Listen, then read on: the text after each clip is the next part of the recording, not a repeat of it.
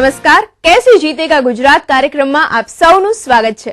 મિત્રો, નર્મદા એ ગુજરાતની જીવાદોરી છે અને આ યોજનાની કામગીરી ઘણા લાંબા સમયથી ઘણી બધી સરકારોના નેજા હેઠળ કરવામાં આવી છે, પરંતુ પરિણામો શું આવ્યા છે? આજની આ સરકારનું નર્મદા યોજનામાં શું યોગદાન છે? ચાલો આજના આ વિષયને ચર્ચીએ અને માહિતી મેળવીએ। આજના વિષયને ચર્ચવા માટે આપણી સાથે ઉપસ્થિત છે ગુજરાતના કૃષિ મંત્રી ભૂપેન્દ્રસિંહજી ચુડાસમા। ભૂપેન્દ્રસિંહજી, સ્વાગત છે આપનું અમારા કાર્યક્રમમાં। Thank you. સૌથી પહેલા તો એ પૂછવું છે કે નર્મદા યોજના જે ચાલી રહી છે એ ઘણા લાંબા સમયથી અનેક સરકારોના નેજા હેઠળ ચાલતી આવી છે, એ બધાનો પણ ખૂબ મોટો ફાળો છે આમાં, પરંતુ આ યોજનાનો જે યશ છે એ આપની સરકાર મેળવી રહી હોય સમગ્ર યશ, એવું નથી લાગતું? માનનીય મુખ્યમંત્રી શ્રી હંમેશ માટે એક વાતથી શરૂઆત આ યોજનાના કાર્યક્રમમાં કરે છે। શરૂઆતથી લઈને આજ દિન સુધી જેટલા જેટલા મુખ્યમંત્રીશ્રીઓ આવ્યા, જેટલા જેટલા મંત્રીશ્રીઓ આવ્યા, જેટલા જેટલા ચેરમેનો આવ્યા અને અધિકારીઓ આવ્યા, આ યોજનાની સફળતા માટે બધાની ભાગીદારી છે। અમે નિમિત્ત ચોક્કસ, અત્યારની સિદ્ધિનું નિમિત્ત અમે છીએ, પરંતુ ભાગીદારી 1961માં જવાહરલાલજીએ એનો શિલાન્યાસ કર્યો ત્યારથી આજ સુધીમાં જેમણે જેમણે કામગીરી કરી એ બધા એના યશના ભાગીદાર છે। અને મુખ્યમંત્રી તો ત્યાં સુધી કહે છે કે મને એમાંથી બાકાત જ રાખો, બધો યશ આ ગુજરાતની પ્રજાને જાય છે અને ગુજરાતની આ યોજના છે, કોઈ પાર્ટીની કોઈ સરકારની નથી। પણ મારે કહેવું છે કે આ સરકારે અગાઉની સરકારો કરતા જે કંઈ કામગીરી કરી છે એના આંકડા 1988-89 થી માંડીને 2002-03 સુધીનો એક સ્પેલ અને 2003 થી 2007 સુધીનો બીજો સ્પેલ, એમાં નહેરોની કામગીરીની વાત કરું તો પહેલા સ્પેલમાં 3454 કિલોમીટરનું કામ થયું, બીજા સ્પેલમાં 15344 કિલોમીટરનું કામ થયું, પહેલા સ્પેલમાં 14 વર્ષમાં 3454, 4.5 વર્ષની અંદર 15344 આ નહેરોનું કામ। પીવાના પાણી માટે પહેલા સ્પેલમાં 7 જિલ્લાના 1208 ગામો અને 38 શહેરોને પાણી મળ્યું। અમારા સમયમાં 11 જિલ્લાના 2700 ગામો અને 58 શહેરોને પાણી મળ્યું।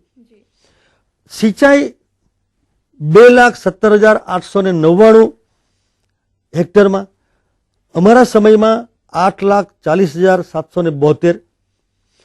વિદ્યુત ઉત્પાદન અગાઉના સ્પેલમાં શક્ય જ નહોતું, આ 4.5-5 વર્ષની અંદર 8,979 કરોડ યુનિટ સુધીનું ઉત્પાદન પહોંચ્યું। ભૂતકાળ કરતા ઉત્તરોત્તર વિકાસ જ થયો છે એવું તમે કહેવા માંગો છો, પણ સાથે સાથે એ પૂછવું છે કે એક મુદ્દો બહુ જ અગત્યનો છે। અગાઉના 23 વર્ષની અંદર 14,361 કરોડનો ખર્ચો આ યોજનામાં થયો અને અમારા સમયમાં માત્ર 4.5 વર્ષની અંદર પેલા લાંબા સ્પેલમાં 14,000, અમારા ટૂંકા સ્પેલમાં 9,283 કરોડ રૂપિયાનો ખર્ચો થયો।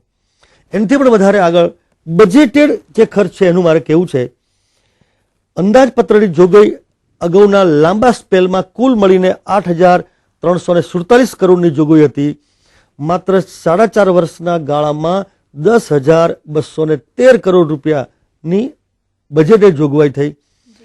અન્ય રાજ્યોની ભાગીદારીની આ યોજના છે। આગળના લાંબા સ્પેલમાં કુલ મળીને અન્ય રાજ્યોએ અમને 1,485 કરોડ રૂપિયા જ આપ્યા અને આ ટૂંકા સ્પેલમાં પણ 1,408 કરોડ રૂપિયા આપ્યા। અગાઉના સ્પેલમાં લાંબો સ્પેલ 61 થી માંડીને 2001-2 સુધી, આટલા લાંબા સ્પેલમાં 80 મીટર 90 મીટરનું કામ થયું। મુખ્યમંત્રી શ્રી નરેન્દ્રભાઈ ના સમયની અંદર ટૂંકા ગાળામાં 31 મીટરનું એટલે 121 મીટર સુધીનું કામ થયું, જે ગુજરાતના લોકોનું એક સ્વપ્ન, એ સ્વપ્ન પૂરું કરવામાં અમે ચોક્કસ નિમિત્ત બન્યા છીએ। એનો યશ તો બેન કોઈ પણ ના પાડી શકે નહીં। ભૂપેન્દ્રસિંહજી, સાથે એ પણ જાણવું છે કે આ 5 વર્ષમાં જે સરદાર સરોવર યોજના માટે જે પણ પ્રગતિ થઈ એમાં ક્યાંક રાજકીય ઈચ્છાશક્તિનો અભાવ હોવાના કારણે ઓછી પ્રગતિ થઈ છે એવું માનો છો તમે? મેં આંકડા આપ્યા એના પરથી તો એમ લાગે કે સૌથી વધારે ઈચ્છા શક્તિ જ અમારી છે. અગાઉના મોટા સ્પેલમાં જો બજેટમાં જ 8,000 કરોડ રૂપિયા 14 વર્ષમાં હોય અને 4 વર્ષમાં 10,000 કરોડ રૂપિયા હોય તો એને ઈચ્છા શક્તિની સરખામણી કોઈ કરે? મુખ્યમંત્રીશ્રીની અને રાજ્ય સરકારની ઈચ્છા શક્તિને કારણે તો 4 વર્ષમાં 10,000 કરોડ રૂપિયા અને 14 વર્ષમાં 8,000 કરોડ રૂપિયા. કઈ ઈચ્છા શક્તિ તમે વધારે મોટી કહેશો? મુખ્યમંત્રીશ્રીએ તો બજેટેડ જોગવાઈ પણ વધારે કરી અને કેન્દ્ર સાથે જ્યાં જ્યાં જરૂર પડી ત્યાં ત્યાં રજૂઆતો કરી. એટલું જ નહીં, કેન્દ્ર સાથે વાટાઘાટો પણ કરી, રજૂઆતો પણ કરી અને જ્યારે જરૂર પડી ત્યારે ગુજરાતના હિતમાં 56 કલાકના ઉપવાસ પણ કર્યા આ ગુજરાતના હિત માટે. એટલે મારે રિપીટેડલી કહેવું છે કે આ 4.5 વર્ષની અંદર અગાઉના તમામ વર્ષો કરતા ઈચ્છા શક્તિનું પ્રમાણ હોય તો એ 4.5 વર્ષ માનનીય મુખ્યમંત્રી શ્રી નરેન્દ્રભાઈના શાસનકાળમાં છે અને એના નિમિત્ત બન્યા છે. યશ લેતા નથી, અમે નિમિત્ત બન્યા છે. અને સાથે એ પણ જાણવું છે કે સરદાર સરોવર યોજના માટે જે પણ કામગીરી કરવામાં આવી છે એ જાણવું છે કે કેવા પ્રકારની કામગીરી કરવામાં આવી છે. અત્યાર સુધીમાં 121.99 મીટર ની હાઈટ થઈ છે. કેનાલ હેડ અને રિવર બેડ થઈને 1450 મેગાવોટ વીજળી ઉત્પન્ન કરવા માટેની વીજળી ક્ષમતા ઊભી કરી છે. 880 કરોડ યુનિટનું ઉત્પાદન અત્યાર સુધીમાં કરવામાં આવ્યું છે અને એમાંથી 141 કરોડ યુનિટ અને 282 કરોડ રૂપિયાની આવક આ ગુજરાતને અત્યાર સુધી આ 4.5 વર્ષના ગાળામાં એ મુખ્યમંત્રીશ્રીના ગાળામાં આટલી આવક થઈ છે.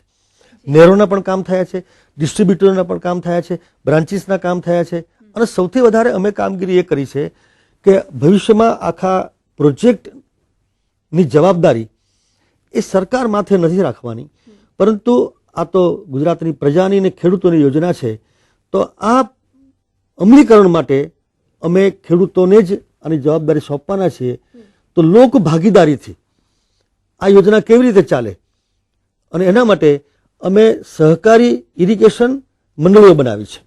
અને ભૂપેન્દ્રસિંહજી, તમે આગળ જે વાત કરી એ પ્રમાણે ડિસ્ટ્રીબ્યુશનની વાત કરી, તો કેનાલ ડિસ્ટ્રીબ્યુશન જે છે એની કામગીરી હજી પણ એટલી સંતોષકારક નથી થઈ. ઘણાનું એવું માનવું છે. એના વિશે ચર્ચા કરવી છે, એના વિશે જાણવું છે, પરંતુ અત્યારે એક વિરામનો સમય થઈ ગયો છે. દર્શક મિત્રો, આ ચર્ચા આમ જ ચાલુ રાખીશું, પરંતુ અત્યારે લઈએ છીએ કેસે જીતેગા ગુજરાત કાર્યક્રમમાં એક નાનકડો વિરામ.